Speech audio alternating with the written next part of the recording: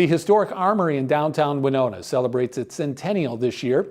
For 55 years, the building played an important role in preparing members of the National Guard for conflicts around the globe and for disasters here at home. According to Winona County Historical Society archivist Walt Bennick, the Winona Guard, as it was known in the early 1800s, was housed at a variety of locations. Sanborn Hall, you can see, is highlighted in yellow. It's up against the river. It's approximately at the end of Johnson Street. So as we would head down this way, it would be down right on the levee on Johnson Street. Later, the Guard moved to the second floor of a cafe and billiards hall located at 105 West 3rd Street. The building is the current location of Herbert's and Gerbert's. By 1913, talk had begun about building new quarters for the local soldiers. Other communities in Minnesota, like Red Wing and Mankato, had built new armories, and people were of the mind that Winona's soldiers deserved one too. In 1914, a lot was purchased from V. Simpson Company for $5,000, and shortly afterwards, plans for the new building were drawn up by the Rochester firm of Hoffman and Moss.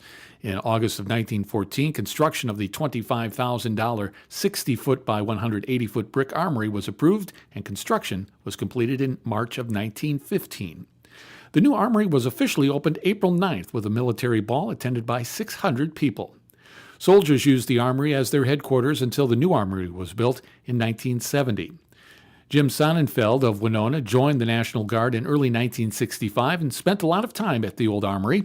The building may not have been that big, but Sonnenfeld said every inch of it was used. We still drilled in here, and we had the usage of the whole building at the time. And training was put in different sections of the armory, depending on what platoon you were in. It was pretty crowded. I mean, we had Jeeps were on the gym floor when they were stored after we were using them for training. The rooms were pretty well used with different parts of the unit.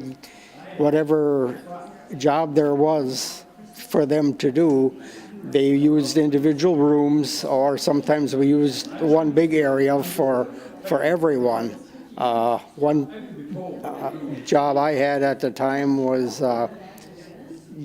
we trained on the drill floor, as we call it, which was the gym floor, while other people of the unit trained in different areas of the armory, depending on what their specific unit training was.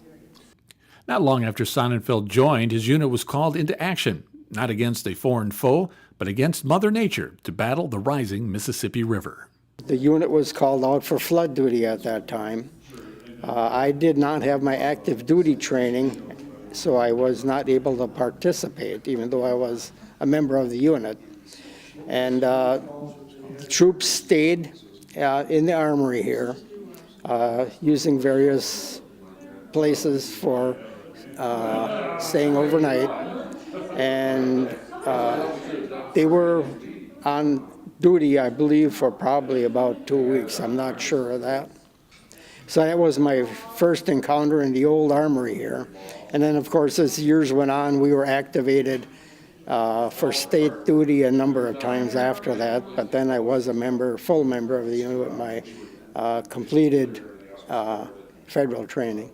After serving 21 years in the Guard, Sonnenfeld retired as a Staff Sergeant E6. And when the old armory was taken out of service in 1970, the Winona Daily News reported that 21 local businesses and the Winona Chamber of Commerce lobbied hard to have the building torn down so it could be made into a parking lot. With funding from the Laird Norton Foundation, the building was purchased by the city and given to the Winona County Historical Society in 1971.